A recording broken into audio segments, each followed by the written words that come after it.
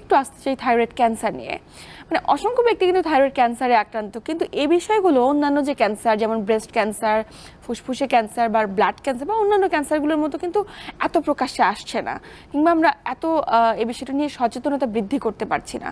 তো একজন ব্যক্তির থাইরয়েডে ক্যান্সার হয়েছে কিনা বিশেষ কি ধরনের উপসর্গের মাধ্যমে বুঝবেন? থাইরয়েডের বিভিন্ন ধরনের ক্যান্সার আছে। থাইরয়েডের ক্যান্সারকে আমরা যদি এভাবে ভাগ করি, এটা প্যাপিলারি কার্সিনোমা, ফলিকুলার কার্সিনোমা, আরেকটা বলা হয় যে আনডিফারেন্সিয়েটেড এবং মানে সি সেল কার্সিনোমা, যেটা তো এগুলোর মধ্যে মানে সবচেয়ে কমন যেটা প্যাপিলারি কার্সিনোমা, এটা সবচেয়ে মানে আশঙ্কার ব্যাপার হলো যে এটা অল্প বয়সে অনেক সময় হয়। মেয়েদের মধ্যেও হতে পারে, ছেলেদের মধ্যেও হতে পারে। মেয়েদের হওয়ার চান্সেস একটু বেশি রিলেটিভলি ছেলেদের তুলনায়। তো আসলে ওইরকম করে কোনো স্পেসিফিকভাবে কোনো সিমটম নিয়ে হাইপারথাইরয়েডিজমের পেশেন্টরাও নাও আসতে পারে। এসব ক্ষেত্রে যেটা হয় যে কোনো ফ্যামিলিতে যদি থাইরয়েড ডিজিজ থাকে, তাদের যদি গলায় হঠাৎ করে দেখা যাচ্ছে যে একটা সাইড ফুলে যাচ্ছে, অনেকেই নোটিস করতে পারে যখন আয়নাতে নিজের চোখে দেখে যে হঠাৎ করে মনে হচ্ছে যে একটু ফুলে গেছে। ওই ফোলাটা ধরলে দেখা যায় যে দিন দিন বড় হয়ে আসতেছে। অথবা দেখা যায় যে মানে হঠাৎ করে গলার মধ্যে পেইন হচ্ছে, যেটা একটা নডিউল আছে। অনেক সময় দেখা যায় যে অন্য কোনো কারণে আলট্রাসোনোগ্রাম করার কারণে দেখা যাচ্ছে যে থাইরয়েডের মধ্যে একটা নডিউল পাওয়া গেছে। তো এই নডিউলগুলোর বিভিন্ন রকম ক্যারেক্টারিস্টিক আছে। অনেক সময় এগুলো ম্যাক্সিমাম সময় বেনাইন নডিউল হয়, যেটাতে কোনো রকমের ক্যান্সার বা কিছু থাকে না। কিন্তু কিছু কিছু ক্ষেত্রে যেটা বললাম যে আমাদের ক্যান্সারটা কমন, এবং সবচেয়ে বড় কথা হলো যে থাইরয়েডের যে কমন ক্যান্সার প্যাপিলারি কার্সিনোমা, এটা যদি সময় মতো ধরা পড়ে এবং একটা ভালো অপারেশন হয়, তাহলে পেশেন্ট কিন্তু 100% কিওর হয়ে যায়।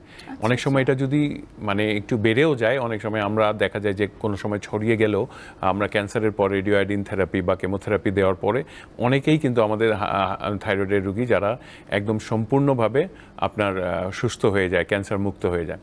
তো এটার জন্য আমরা যদি কোনো সময় আমাদের এরকম হয় যে আমরা মানে বিশেষ করে আমরা দেখলাম যে আমাদের গলার মধ্যে হঠাৎ করে কোনো প্রবলেম দেখা যাচ্ছে, তাহলে আমরা ডাক্তারের পরামর্শ নিব, এবং ডাক্তার এই ক্ষেত্রে প্রথমে হয়তো আলট্রাসোনোগ্রাম বা ইমেজিং করে স্ক্যান করে দেখে।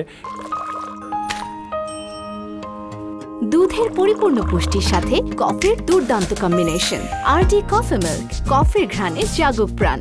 পরবর্তীতে হয়তো এখান থেকে এফএনএসি মানে এখান থেকে টিস্যু নিয়ে চেক করে আমরা থাইরয়েড ক্যান্সারকে আইডেন্টিফাই করতে পারি। তো স্যার, এই যে আমরা শুনলাম তেমন কোনো উপসর্গ প্রকাশ পাচ্ছে না, তার মানে অ্যাডভান্স স্টেজে কতটুকু আমরা রোগী পাচ্ছি? বা আচ্ছা, ইনিশিয়াল স্টেজে আমাদের রোগী ইউজুয়ালি এখন যেহেতু অবশ্য আমরা এখন অনেক সচেতন হওয়ার কারণে আমরা অনেকেই ইনিশিয়ালি পেয়ে যাচ্ছি, এবং ফ্যামিলি হিস্ট্রি থাকলে তারা অনেকে স্ক্রিনিং করে যে থাইরয়েডে কোনো সমস্যা আছে কিনা। তবে অ্যাডভান্স যখন হয়ে যায় তখন দেখা যায় যে এই নডিউলটা অনেক বড় শক্ত হয়ে যায়। অনেক সময় এটা আবার যদি পিছিয়ে যে আমাদের ভোকাল কর্ড আছে বা ল্যারিঞ্জিয়াল নার্ভ আছে, এটা যদি ইনভলভ হয় তাদের স্বর কর্কশ হতে পারে। অনেক সময় ট্র্যাকিয়া, আমাদের এটার পিছিয়ে তো শ্বাস প্রশ্বাসের নালী আছে, আমাদের ইসোফেগাস বা খাদ্যনালী আছে, এটাতে চাপ পড়ার কারণে দেখা যায় যে তার কথা বলতে সমস্যা, শ্বাস প্রশ্বাসের সমস্যা, অথবা গিলতে সমস্যা হতে পারে। তো এগুলো যদি অ্যাডভান্স হয়ে যায় তাদের ক্ষেত্রে হয়। তো যে কোনোই হোক, ম্যাক্সিমাম রোগীগুলো অ্যাডভান্স স্টেজে পেয়ে থাকে যেহেতু কোনো উপসর্গ প্রকাশ পাচ্ছে না।